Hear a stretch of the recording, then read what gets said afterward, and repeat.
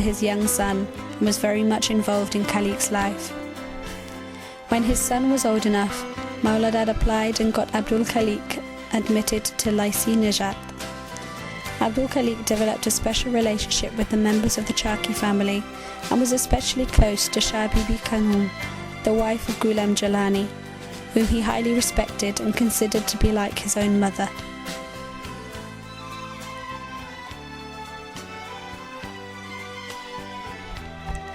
Abdul Khaliq was a very serious young man from the start.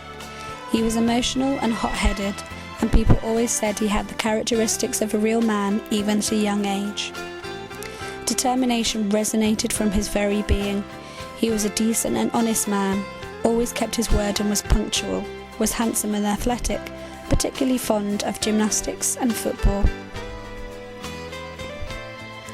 All his life he was surrounded with politically motivated figures and was aware of their stance and of the situations around him. It wasn't unusual that he himself became a revolutionary. After all, he did not have a normal childhood, one of carefree days and equal footings.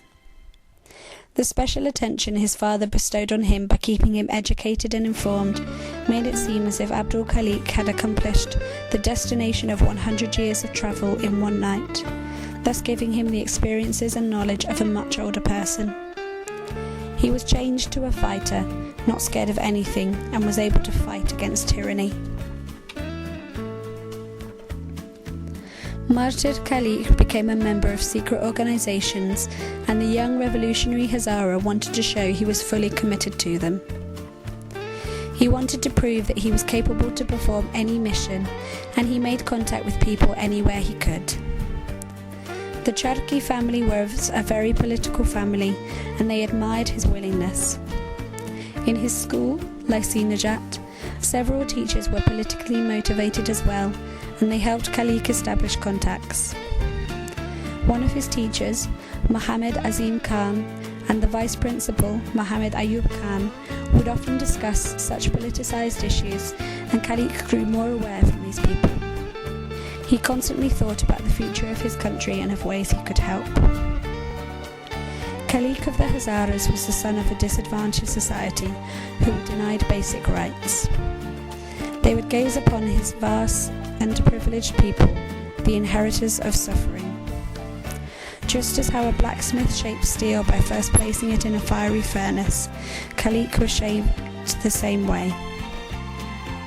He endured the fiery furnace of poverty, of unbearable and unfair disadvantages of his kind, and was thus shaped into a man of steel.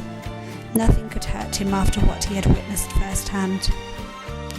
In this continuous struggle of his people, he became the torchbearer and knew he had to do something about the injustices that had wrongly befallen his people. He came to understand what his sole mission in life was and knew he would be the one to accomplish it. And so he looked for every opportunity to carry out his task. One day in Kabul, parts of a fortress were to be rebuilt, and Nadir Khan was placing the first foundation stone as a ceremonial gesture towards the reconstruction. Abdul Khaliq attended the function with plans of executing his mission there, but other circumstances arose and he was not successful, and so he had to wait for another day. Abdul Khaliq then had hopes of performing his duty during the month of Sunbala, on the anniversary of when Nadir Khan overthrew Kalakani's government and took over power. But again, circumstances arose that kept Khaliq from accomplishing his task. Then Khaliq was given a chance on November 8, 1933. On this day, Nadir Khan planned to attend the final examinations in Hazarajat, as well as act as a judge at the 4 sports tournaments. He was scheduled to go to different classes and observe while the students took their final exams. One of the classes he attended was Abdul Khaliq's. Nadir Khan walked through each row, glancing around him without a care, and reached the row where Khaliq was standing. He took that first auspicious step and his fate was sealed. As Nadir Khan took a few more steps into the row, Khaliq stepped out of his place and came forward to meet Nadir Khan in a calm and relaxed manner. His gun rose like a call to battle, and Khaliq pulled the trigger and fired a bullet aimed at the tyrant in front of him. Before anyone could react, he pulled the trigger again and once again, and Nadir Khan's body shook with each hit before dropping to the floor, motionless once and for all. Abdul Khaliq had finally accomplished his task, killing one of the worst tyrants in history, the puppet of the British, an evil and unprincipled man who had betrayal running through his veins. Abdul Khaliq was neither ashamed nor scared of his actions. He did not run away to hide or to escape. He was a man and wanted to face the circumstances. It did not take long for Nadir's henchmen to give the news to Nadir's brothers. All the freedom-loving people and those against tyranny and injustice had cause to celebrate. They said they would always remember this day as the victory of righteousness over evil. Abdul Khaliq surpassed even placing the bell around the cat's neck and went straight to eliminating the cat altogether.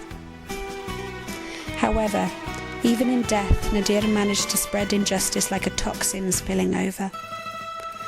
Nadir Khan's brothers and clan wanted to kill every single student in the school for what had happened to the ruler.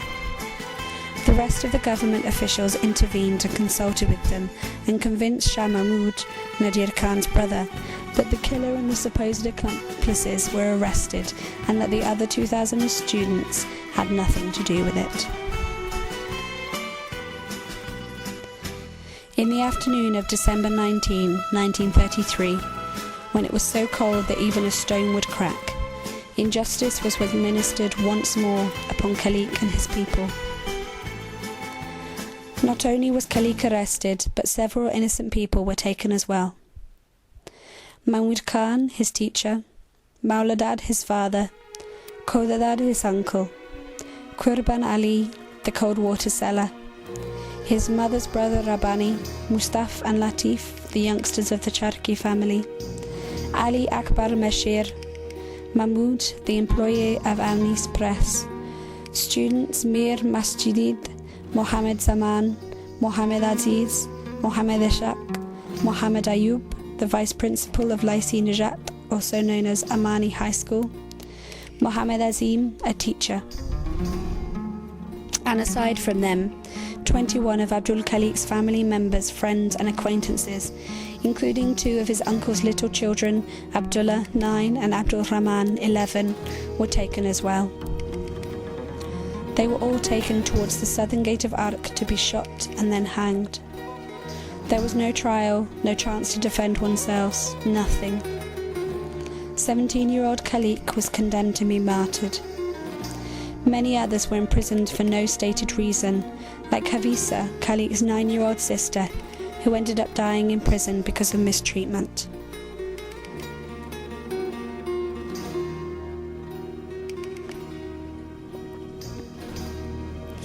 Abdul Khaliq was tortured before he was killed.